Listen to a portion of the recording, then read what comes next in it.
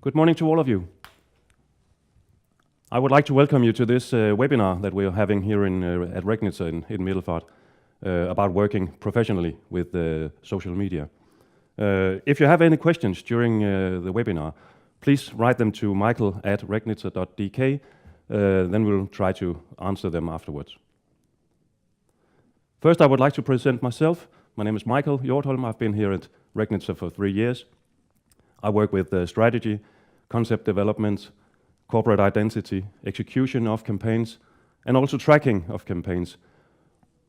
I have a background from Lego and Danske Bank, and I've been here, as I said, for 3 years now. First of all, I would like to ask you, how many times do you open your cell phone during one day? Try to think about it. Around 170 times. That's amazing, and that's a brilliant statistics. I would like to welcome you all to this webinar, which I think will give you some insights in how to use social media professionally. And social media is all around us, and it could be one of the strongest tools if it's used correctly. And it could also be a total disaster if it's used the wrong way. Because the game is changing. The worldwide population is around 7.3 billion people. 50% of them are under the age of 30, which means that they've raised up in a world with internet, with computers, with smartphones. And the internet has around 3.17 billion users. And there are 2.3 billion active social media users in the world. Another thing is that 76% are watching a second screen while they're watching the TV. Internet users have an average of 5.54 social media accounts. Social media users have risen by 176 million in the last year, and these are data from July 2015. There's 1 million new active mobile social users every day. That's 12 each second. This is a picture from the Pope election. This is from 2005, and this is from 2013. It's a huge development in the use of mobile. Social media, is it a buzzword? I think we live in a world today that's human to human. It's not so much business to business or business to consumer. It's human to human. And I think we are a connected generation, and that's why social media is here to stay. We have to take it serious.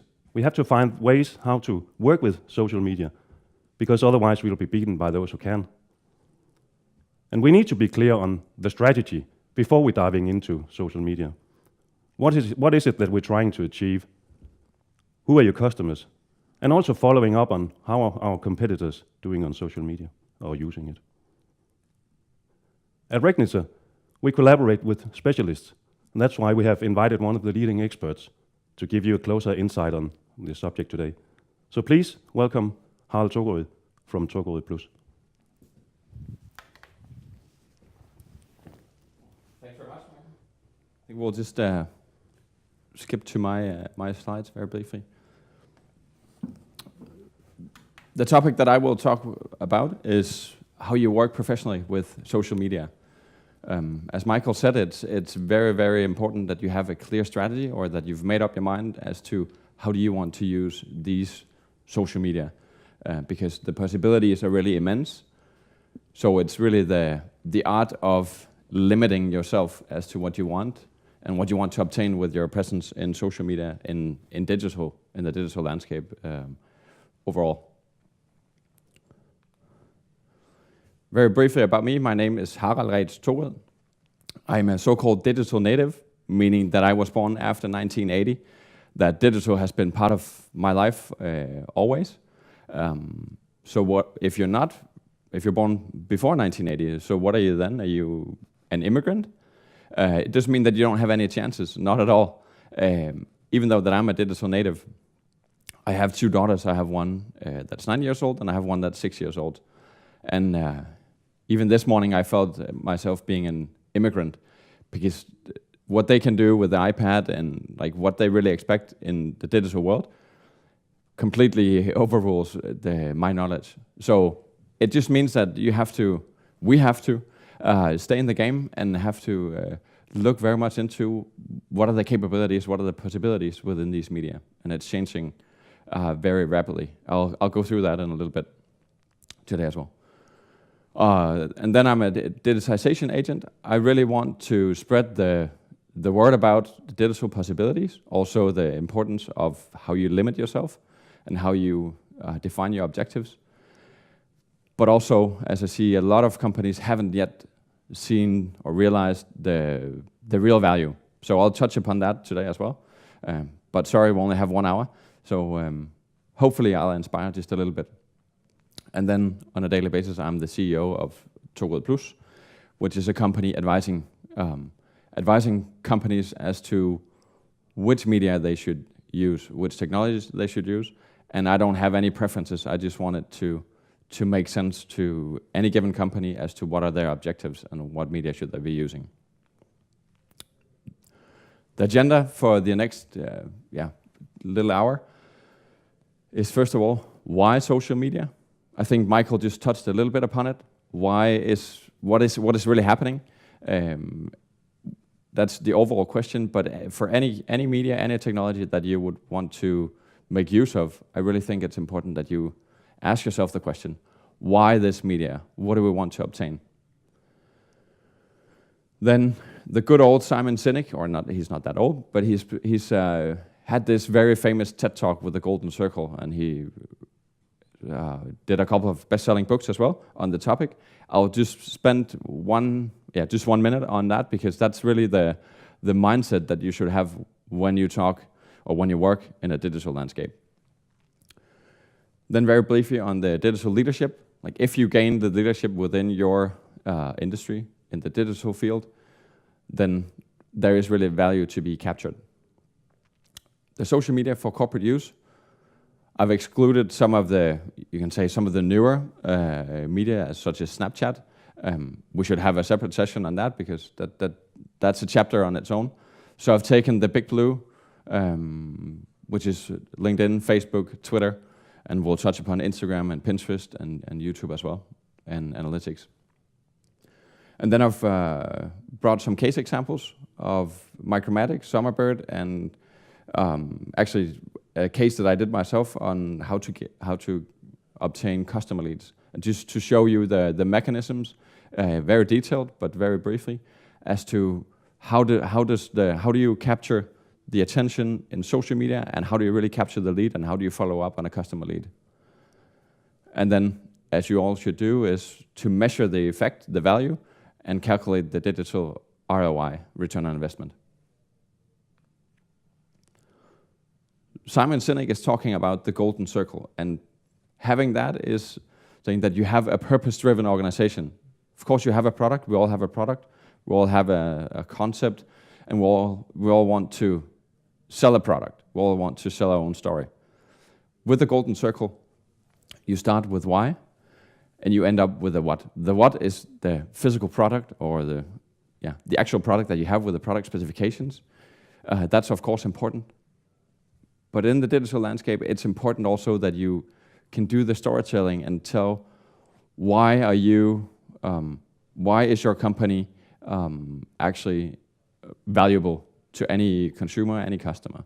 And having defined your why, saying, for my own company, we want to strengthen the digital maturity. We want to make companies more mature in how they use digital technologies. But what we offer is advising, it's counseling, and there's some very basic products, you can say. So just what you all should do is just think about, why are we doing what we're doing? What is it really? What is the purpose? What is it really that customers are buying into? The story that we're telling, and how could we tell it?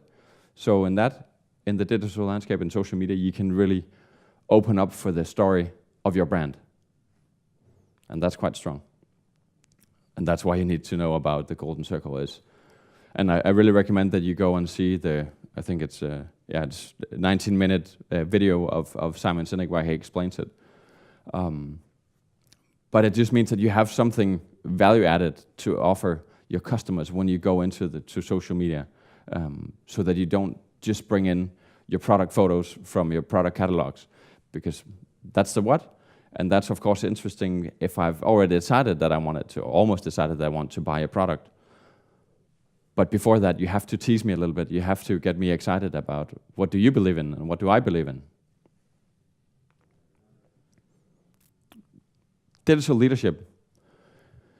Digital is really, I made this two-dimension axis where you have one side, you have the technologies, and for the topic today, it's very much as to which social media or which bundle of social media would you choose or have you chosen already to use?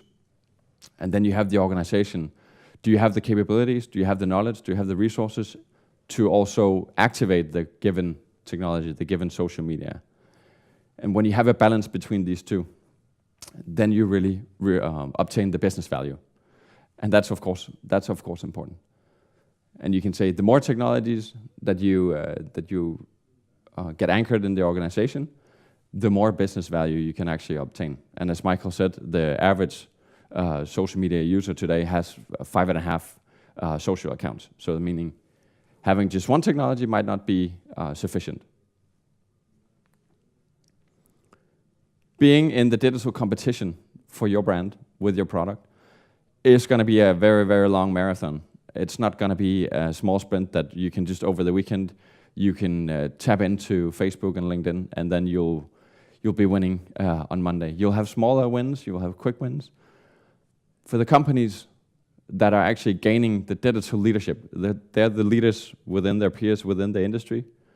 It's proven from Massachusetts Institute study that they actually gain 26% additional profitability from the current investment they have today and the current assets. So with your organization, with your people today, with your your product offerings, when you just add on the technology side and you get to master it, you understand social media, the mechanisms, and you really get below the skin of your customers, then you can look forward to up to 26% extra profitability.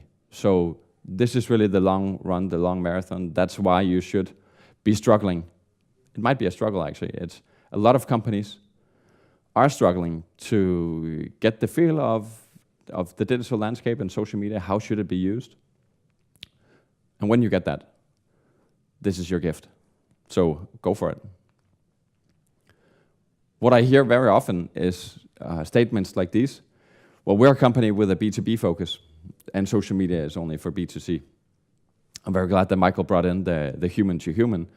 It's very hard to distinguish, but I'm on LinkedIn as a private person, B2C, and as a professional, B2B. And there's no doubt that I'll be affected by your presence, both privately and professionally. So things are merging together. Social media is a waste of time. We only invest in an effort that we can measure the impact of. I hear that weekly.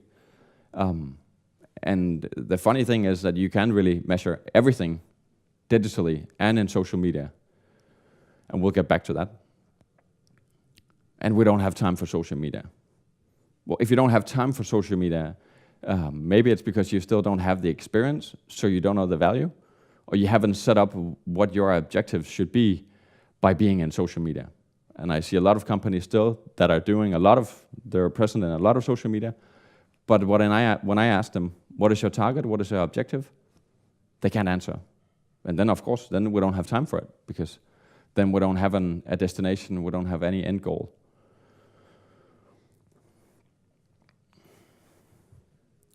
Having a look on, again, why social media? When you look at it on a global scale, these are some numbers that I think that's why we cannot ignore the social media. Of course, we cannot be everywhere, so we have to select which media would we like to be on and how can we use it. But with Facebook having 1.5 billion users actively on a monthly basis, having YouTube with 1 billion users, Google Plus having 540 million, Instagram having 400 million, Twitter having 320 million, Vine, which is a little video service, it has 200 million. LinkedIn having 100 million users on a monthly basis, and Pinterest having 100 million. I often hear in a Danish context, companies in Denmark saying, oh, we're not going to be on Twitter because there are no users on Twitter. I said, oh, okay. But actually there are 500,000 Danish users on Twitter. 50,000 of them are actively on a daily basis. For me personally, I have, I think, about 3,000 followers. That's sufficient for me. I mean, and you should have the same perspective. 1,500, 5,000, isn't that enough? Like, how many email newsletter subscribers do you have? If you could have the double on any given social media, well, the value is there. It's just whether you capture it.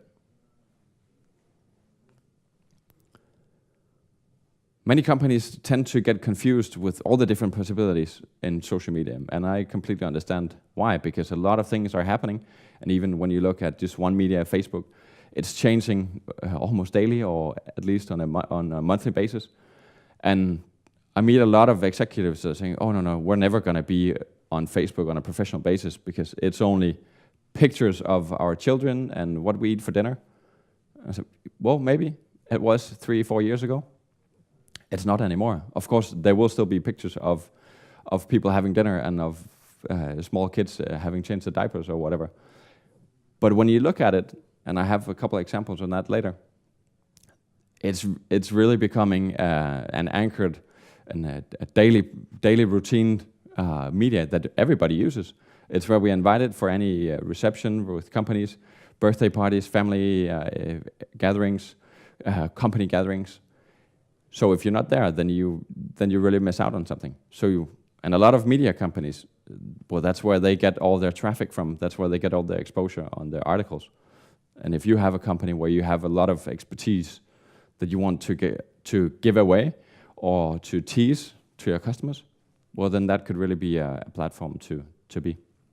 But what I've tried to illustrate here is really that you still have the traditional channels, your mobile phone, your stationary phone, the ordinary Outlook email. And now there's just a new filter, new possibilities of these media. And each of these media, they have their own characteristic, their own possibilities. And that's why you should look into which one of these is suitable for what we would like to do. If you choose Twitter, you should look, is our target group, are they on Twitter? Are we able to communicate within the 140 characters that is the limit on Twitter? Meaning that your communication has to be quite, not aggressively, but you have to have something on your mind and to come across with a message only within 140 characters.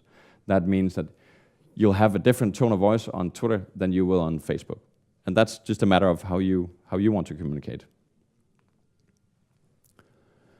I tried to just give some examples of what your objectives could be. Maybe you have stated some of them already, but being in social media could help you strengthen your brand or your image. It could be to help you launch a new product or a concept. It could be that you want to be a social business, not just being a business on social media, but a business where your employees are active on social media and they use the network capabilities and the relations outside the organization. They use that in a tactical way to help you sell their products. And on the other side, you get accessible for your customers. It's an opportunity to be closely connected to the market. Like, you know what's happening. You see the opportunities, you see the tendencies within the market, and you can really react to it, whether it's product development, concept development, or whether it's just business opportunities, sales opportunities. You can also set an agenda communication-wise. Now, last weekend there was the Danish People's Party in Bornholm, and a lot of companies go there to set an agenda, because either in political terms or just an agenda that is interesting exactly for your company. Then that's the place to be, and you have like the highway, and you can roll out your communication messages.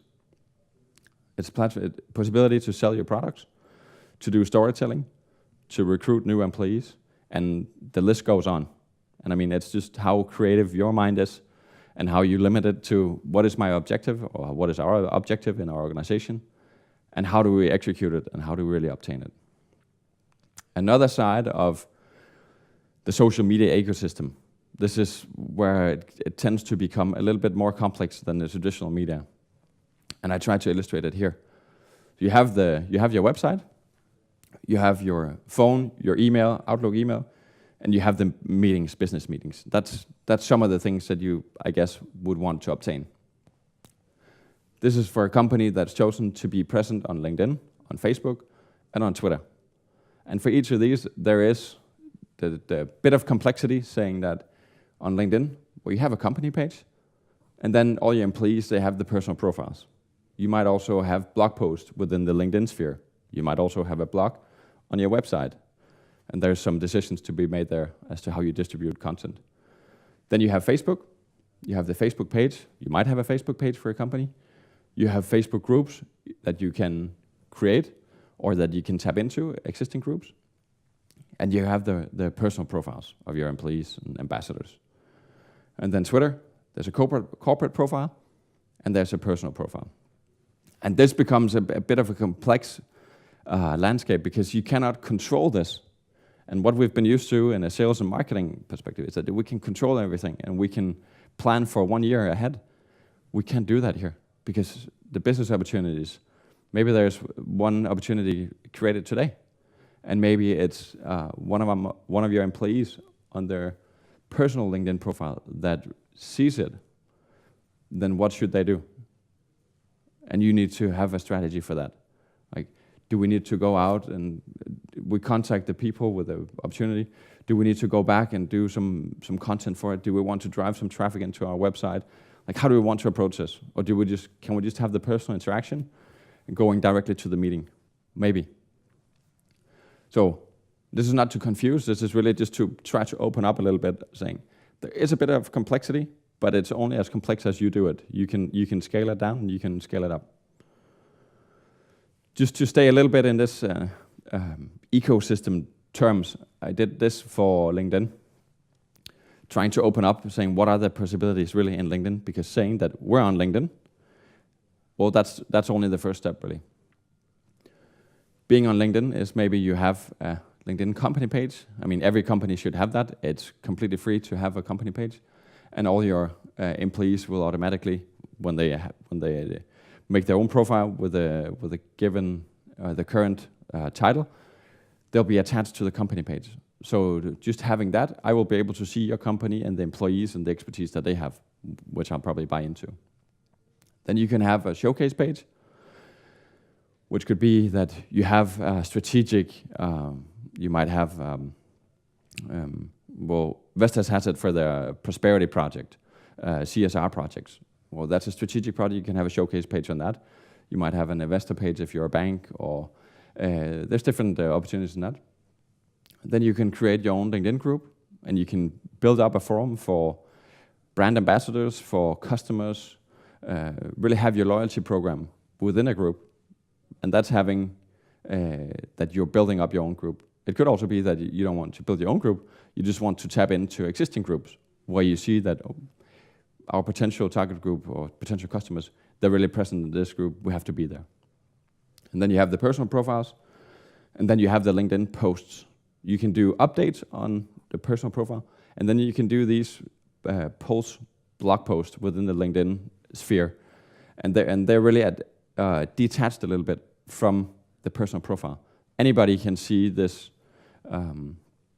post, and you will be able to make an update from the company page to a given employee's LinkedIn post without having every customer connected to the personal profile. Up here I put the content because that's really the gasoline on the fire. You can have the platform, but if you don't fuel it with anything, being content being blogs, being cases, case studies, articles, trends, opinions, surveys. Like, it's only really your imagination that puts a limitation here. This is what you have to fire up the platform. And that's where you start telling your story, start telling the unique selling points of your products or concept. And this is where you gain your followers and your potential customers. Just to jump into a concrete example, Saxo Bank has this company page on LinkedIn. So this is the front page of their company page. They have 14,000 followers, which is that's I guess quite a potential of their client base. They have 1,100 employees on LinkedIn, and when I, as a person, go to their company page, the first place I would look is really here. So I'll look at their updates, perhaps, but then I'll look at the people. Do I know anybody in the organization? What is my way in? Because I want to talk with the people, not the brand. I might leave a comment down here, but what's really interesting is to get access to the people in the organization. And that's back to what Michael said about the human to human.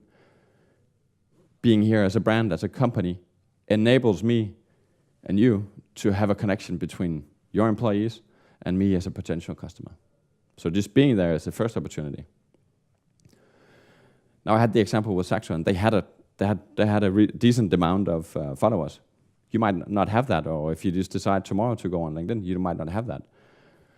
But then you can buy your way into getting exposure for me if you see me as a potential customer. And this is an example of that.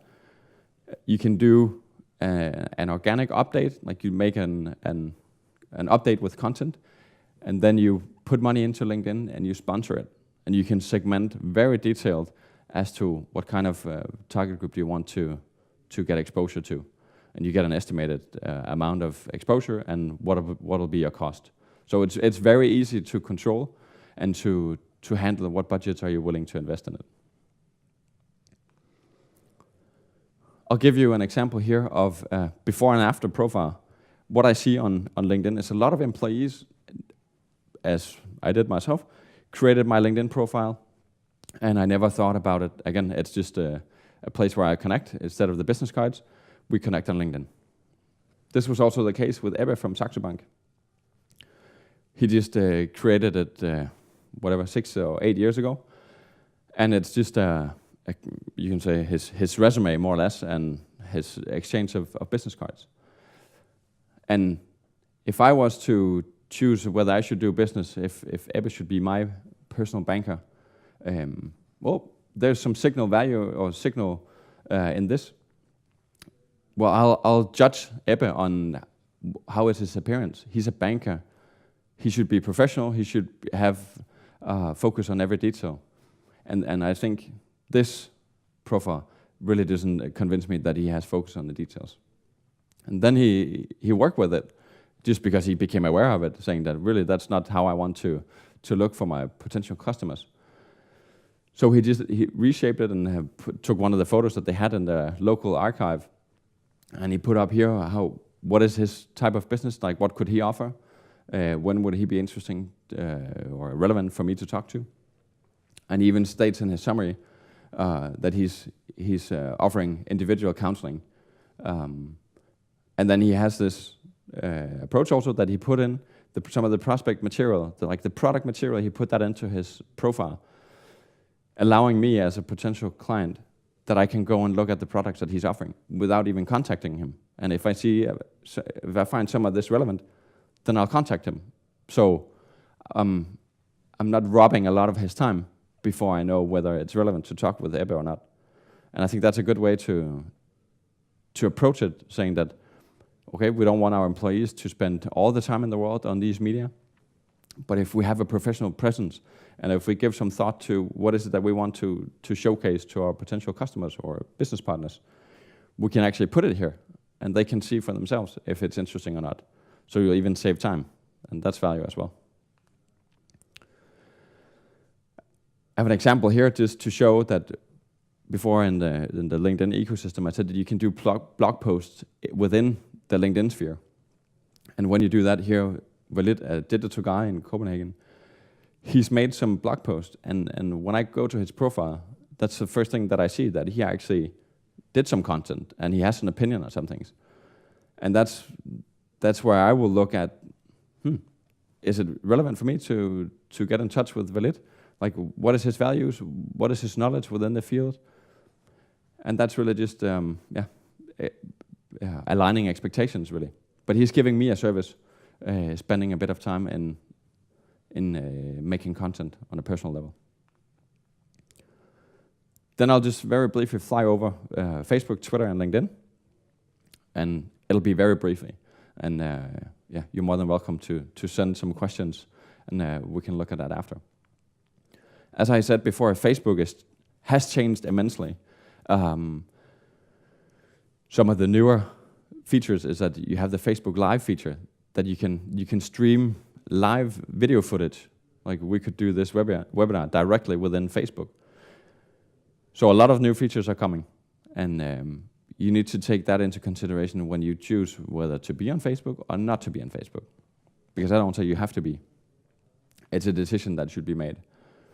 Copenhagen Airport is a good example of a company that has chosen to be there, and in a way where they support their business objectives. The Copenhagen Airport has their financial situation is that they get paid an amount, a percentage of what the local stores in the airport, what they're selling. So they went on Facebook actually to tell me as a traveler, or make me aware of what possibilities do I have. Do they have a Joe and the Juice? Do they have a Hugo Boss store? Do they have a lounge? All these things that I need to plan into when I travel, that I need to I need to be at the airport before the plane leaves, of course, in order for me to have time to spend some time in the stores or in the lounge or whatever. So they're really making a service to me. They're telling me stuff that I didn't know that I have to know about the possibilities in the airport. Here they're just saying that, oh, this new store just opened, and they're doing a competition on that's being relevant for the brand of the store.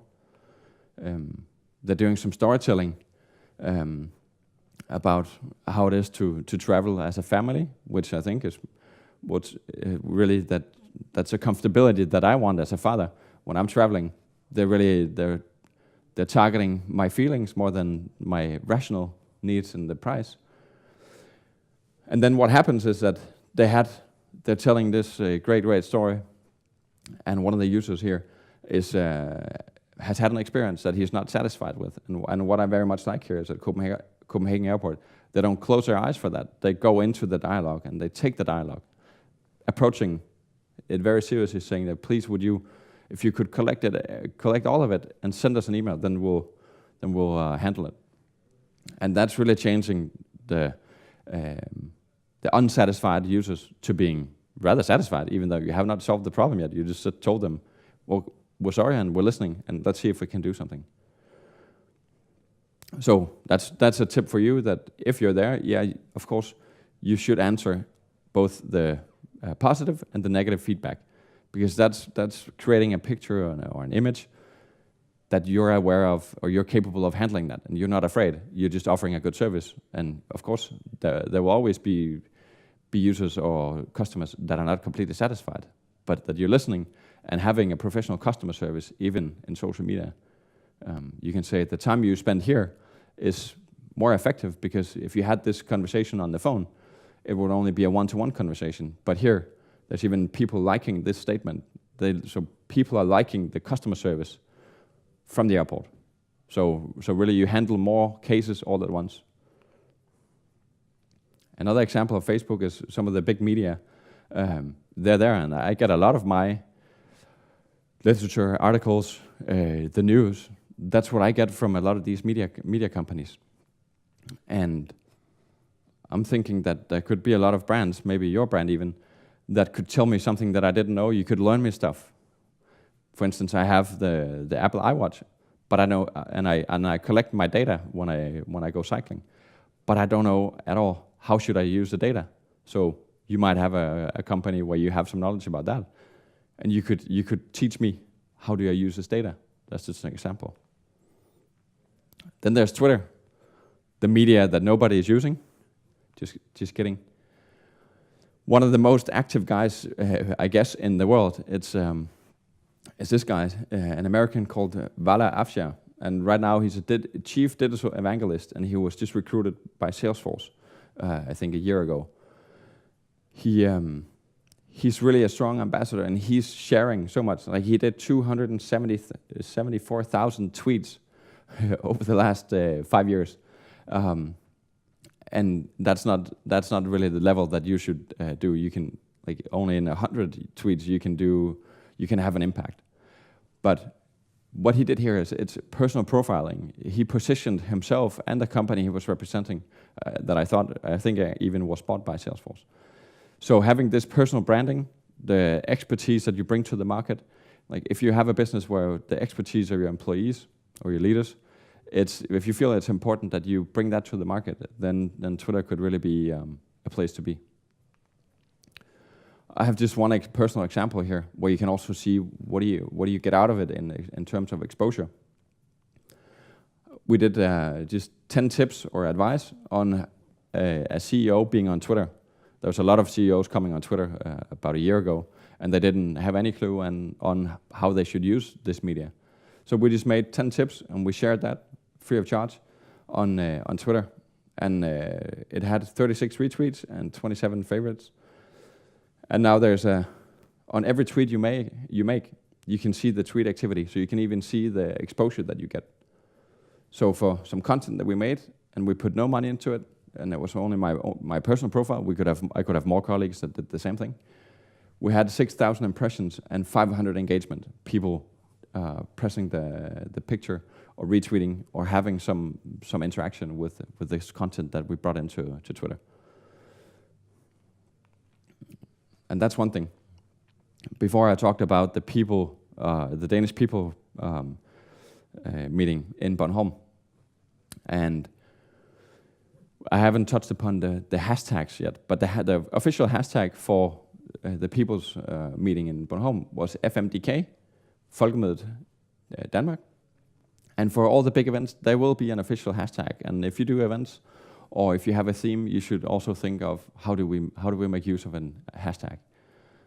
Because this allows me to bring out a message out to Twitter stating this hashtag, meaning that people that are not following me, that I never heard of, that I never talked to, they search on this hashtag and they find my question or my tweet. And this is just to give you an example of the value that you can get out of it. This is crowdsourcing. I ask a question about, can anybody help me with how do I get from Allinge to the southern part of Zealand the day after? And a random guy that I never talked to, he took his time to go to the airplane database, and he searched for the ticket, and he found out that for me, that I should leave at 6:15, and there's only one empty seat in the airplane. So I ran to the hotel and had some Wi-Fi and opened up my computer and I booked the ticket. Even I was a little fresh, and I asked him if he could even reserve it because then I didn't have to run. But I managed to get it. And this is just a way of thinking that how can you get people outside your organization? How can you get them to not to do your work, but to help you in this? And this is people coming with, they're doing services, they're just helping you with pointing out to where is the right knowledge that you should have. And what I considered when I did this is that, well, there was no airplane company that offered me the great service. It was only private people. So think into what kind of events would you like to offer a service and offer more than is really expected from your brand? Then you can be the guy replacing Anders with the answer to your potential customer. And I assure you that a service like this, that will make my decision as to I want to buy your product. Also, if you don't have a lot of followers, you can also on Twitter, as you can do in LinkedIn, you can do promoted tweets. So you can define what potential target group do you want to get exposure to. And you can have it out here, and this is an example from Bring Denmark, where they did that. I'm not following this company, but I get this in my feed because they paid for me to see it. So that's another way. Instagram, you can say picture and video born social media. This is the artist Stine Bramsen, who did her latest album release with 9 Instagram photos being really one big picture. And I think this is really interesting, that when you go into a platform that you try to challenge, or that you're creative in the way that you use a platform. Most companies, most people just have one post at a time. But doing this is something that creates awareness, and it might create publicity as well in other media. Also in Instagram, you can do sponsored posts. And this is a personal one that where I came within a few seconds, I even purchased this product. This came up in my feed as a sponsored post from a company called Enlight, which is an app doing photo editing directly on my iPhone. And I went directly to the call to action button, install it now. It took me to the App Store, and I downloaded it, and I bought it for 40 kroner, which is not a lot. But I was just driven to my buying decision within few seconds. So, and this is a rather new possibility in Instagram. So, buying is also something you can enable, or you can promote, or you can enhance the process through Instagram. A lot of companies say, "Oh, well, it's just a media where you show a lot of pictures and you just get brand awareness." No, you can do selling as well. Another visual media is Pinterest. Now, I just took the example of the Danish design company Mutu, and this is really also back to a little bit of the Simon Sinek and the why. They have some design products, but they're doing a lot of inspiration. And this inspiration will, if I follow them, this will come into my feed in Pinterest. And you can see all of them will lead to a website that they want me to go to.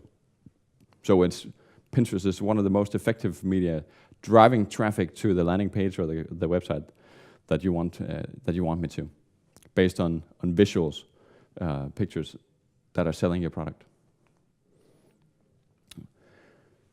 I think a year ago they announced the Pinterest for Business, so you can also have analytics within your Pinterest account. So if you set up a Pinterest business account, which is still free, you can even also get reporting tools and analytics, so you can see how are we developing. Is it going the right way? Are we sharing the right content? Are we getting traffic? You can see that in Google Analytics as well.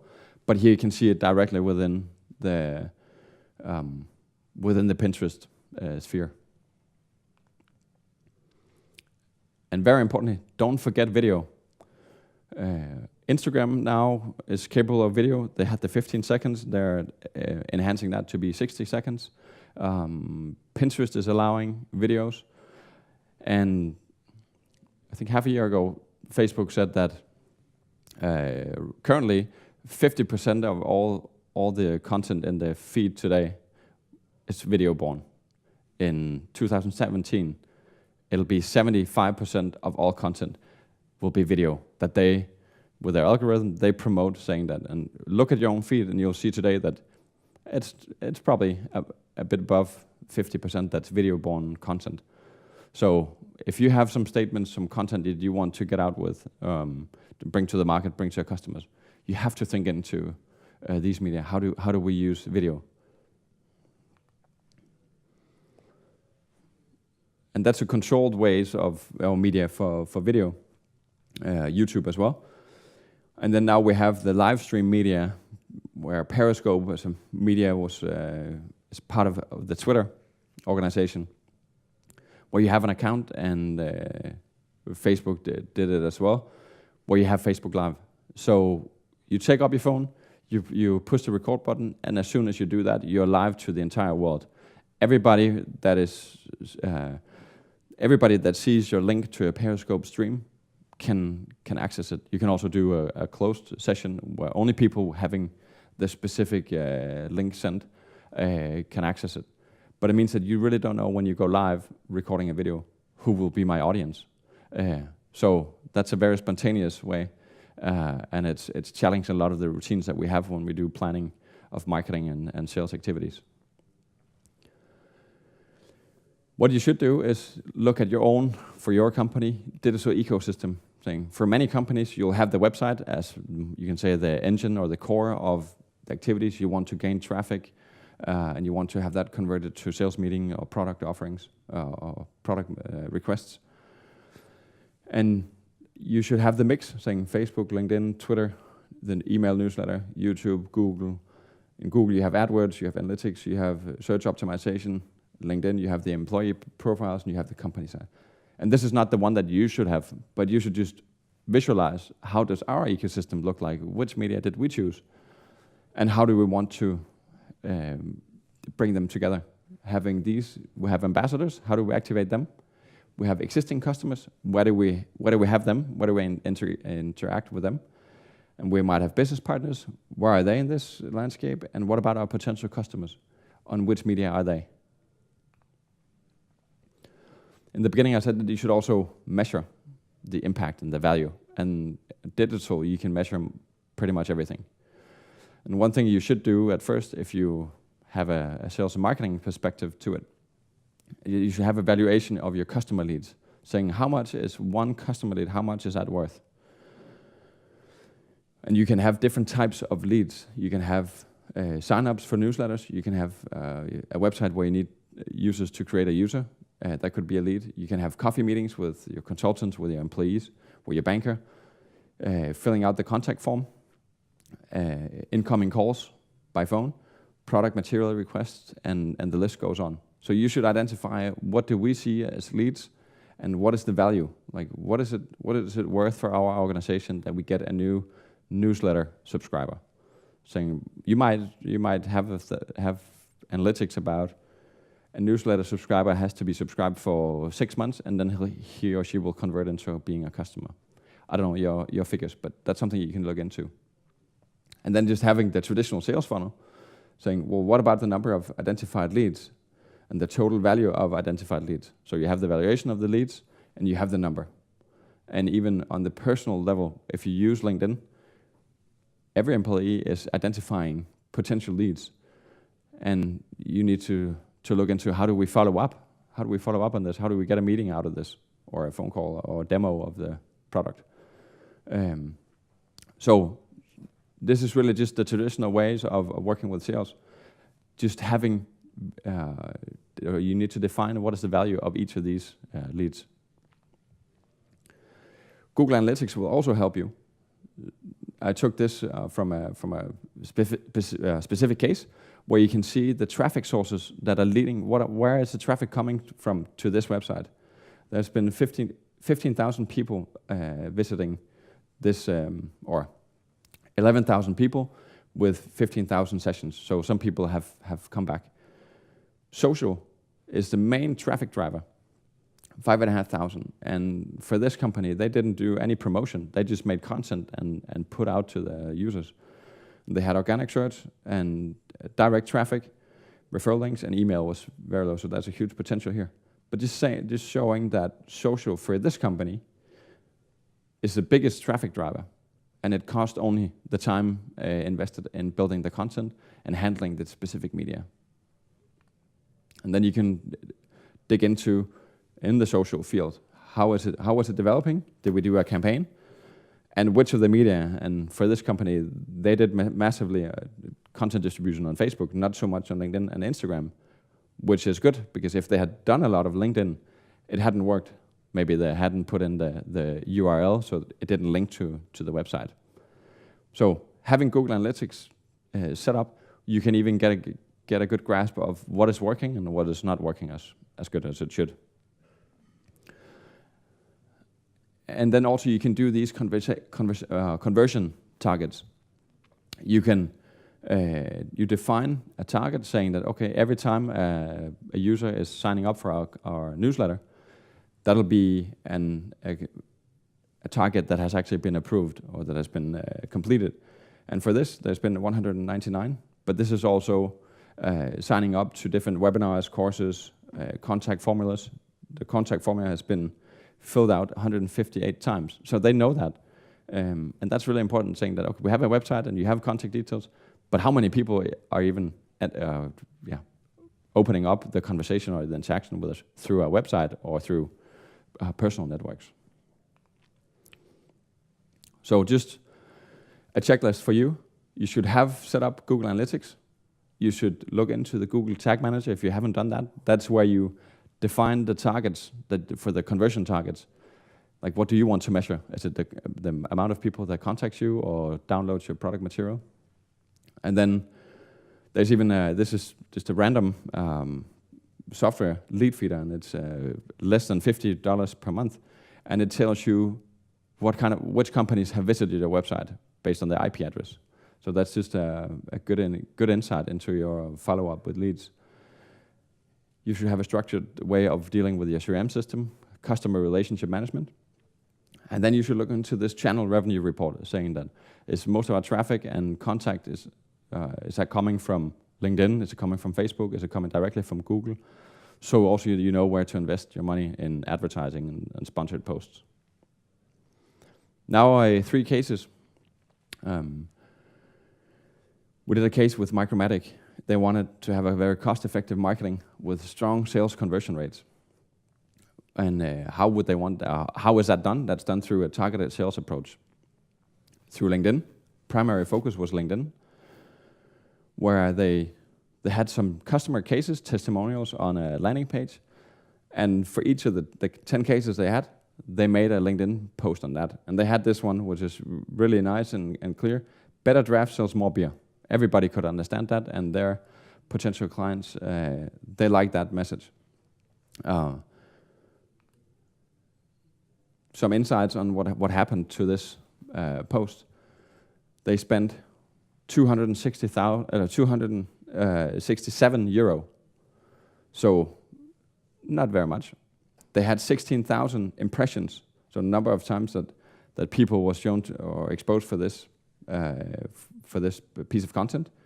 They had 136 clicks, people or users that clicked on this, directing it directly to the web page. And on the web page, they gained 2 inquiries from this formula. They had the cases, and below the cases, it ends off with "Let's talk business," and it has a contact formula.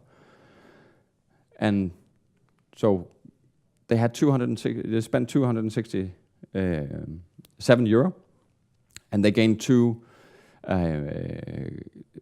potential customer leads, and that's pretty effective compared to in the traditional ways of how they engage with customers. And this was the contact formula. So very evident that they are very business focused, which is good. The customers like that. And if you don't want to talk business, well, you can just sign up to our newsletter that has a value as well. Another case is Summerbird. We did a campaign for them in the Easter and Valentine, and they wanted to improve sale.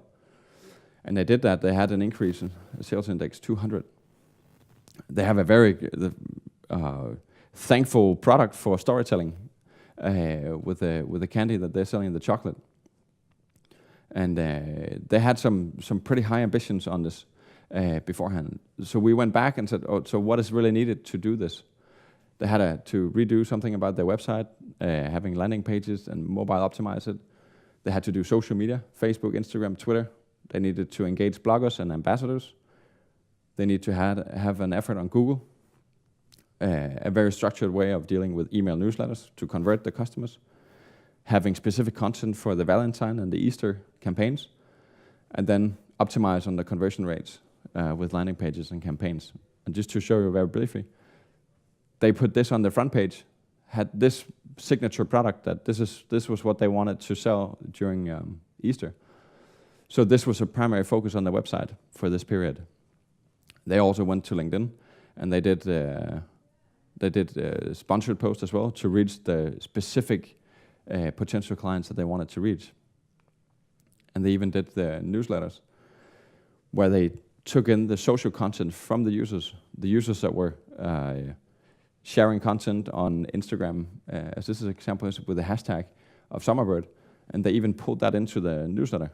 So they did this cross-channel effort.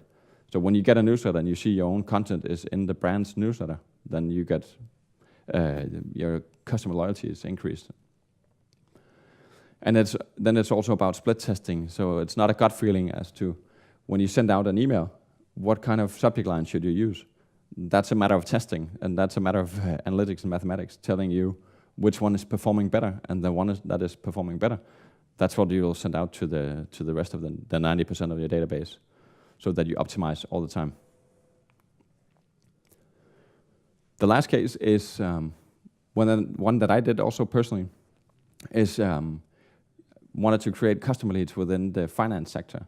We spent quite some time on building a digital banking analysis, and we did an update on LinkedIn, and we sponsored it. This was at the very beginning, and we put some money into it. Then just the day after, I saw this article in Børsen And I thought, wow, that's completely this agenda. We put that into the website, and we had the contact formula down here that you could download the analysis. All you had to do is exchanging your contact details. And this is the customer leads you see directly from my inbox in my email from when we started the campaign. It started ticking in the leads. This was back in December. So over 3 days, we had 18 customer leads. And I'll show you the calculation in the next slide. We had 21 clicks, and on LinkedIn we said that we wanted to pay per click, and we paid 18 kroner per click, which is it seems quite a lot, but you don't have an immense volume. So the cost was really only 382 kroner, that's quite all right. So putting that up in an ROI calculation, I see it's a little bit skewed here. But looking at the cost that we had developing this campaign, we had the LinkedIn ad that I just showed you. We had 383 kroner. We had content creation. I had one employee spending half a month on that, so 15,000. And then I put down here that now we have the leads in my inbox, but we might have to qualify the customer leads as well, and that could be half an employee's month as well. The benefit is that we had 18 customer leads, and a customer lead valuation for us is 8,000 kroner. So a pipeline value of 144,000. And out of these 18 leads, there was 4 bank vice presidents that we have direct access to. So it's a matter of how do we follow up on that. So if we don't look at the qualifying process and the effort and the cost we'll have with that, the return on investment will be 9. So we invest 1 kroner and we get 9 back. If I have the more pessimistic, saying that, okay, we might need one employee also spending about 60 hours, 70 hours, qualifying leads, following up, doing phone calls, doing the sales, then we still have an ROI of 4.7. So the conclusion that this led me to is that we have to do some more campaigns. We have to make some more content. And that's really the same case with Sommerbird. Before they started the campaign and saw the effect of it, they said, we don't have time to do content. After the campaign, after they saw the value, they said, we cannot afford not to do content, because if you don't have the content, you can't activate your potential customers. So this was a flyover, very briefly in 50 minutes. What I would suggest that you do from now on, now not knowing exactly where are you in your effort with digital media or social media. But one thing you should do if you haven't done it is define your digital business goals. Like, what kind of business goals do you have that you can support with this digital effort? Is it sales? Is it marketing? What is it? Then choose the relevant platforms. Don't choose all the platforms because then you don't have enough content and then you don't get value out of it. So choose an amount of platforms that you feel comfortable with, saying 2 or 3 platforms that you're comfortable with will be able to handle that. Then you can create a content plan, or you should create a content plan and the content, so you have a structured way. You could do an annual wheel saying what are the big events or big things that are happening. What are we doing for Easter? What are we doing over the summertime? There's soccer these days. There'll be Tour de France. Do we need to do some content within that where every people would have their attention? Then execute your content and have the dialogue, like with the Copenhagen airport. Have the dialogue that this content is creating with your users. You don't know whether it's a very strong potential customer or whether it's just a strong ambassador or whether it's a very critical user that you can really address. And then the most important one is to identify the leads and follow up on them. So look at the people that are liking your content on LinkedIn and note it down, put it down. Who is it? Is it somebody that we would like to do business with or not? So that's just 5 steps that I think you could sit down before the weekend and plan if you're missing out on some of these. And then I'll just give the word back to Michael. Thank you very much, Harold, for giving us some insights on how to use social media in a professional way, and also tell us the broad story of what is social media, what kind of platforms are there and what are they, what can they be used for? And I find it very inspiring. And if you have any questions, then, as I said in the beginning, then just mail me on michael@regnitzer.dk, and then we'll look into to your questions. The question is now, how is your social media performing? How is it actually that you're using social media today? We don't know, and we know who you are, or who has said they want to attend this webinar, but we haven't been looking into how your social media is performing. But we'll actually offer you that we'll come for a meeting with you for 1 hour or something, free of charge, and give you some recommendations, if you like, on social media and your performance on the social media. So if you like, then just give me a mail again, or give me a call at call Regnitzer here, or give me a call on my mobile, and then we'll of course look into your social media performance and how you're doing. So thank you very much for attending this webinar. I hope that you have spent the last 1 hour in getting some great value of information. So thank you very much, and thank you to Harald for the presentation. So Have a great weekend. have a great weekend. Thank you.